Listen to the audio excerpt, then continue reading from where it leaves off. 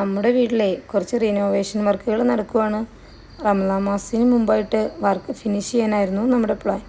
But പണിക്കാരൻ നമുക്ക് നല്ല പണി തന്നു. അങ്ങനെ റമദാൻ മാസത്തിന് മുന്നേ ഫിനിഷ് ചെയ്യാനിരുന്ന വർക്ക് ലാഗായി ഇപ്പോൾ പെരുന്നാൾ വരെ എത്തിയിരിക്കുകയാണ്. കിച്ചൺ റിനോവേഷൻ ആയതുകൊണ്ട് തന്നെ നമുക്ക് നോമ്പുതുറ, ഫുഡ് ഉണ്ടാക്കൽ എല്ലാം ഭയങ്കര ബുദ്ധിമുട്ടായിരുന്നു.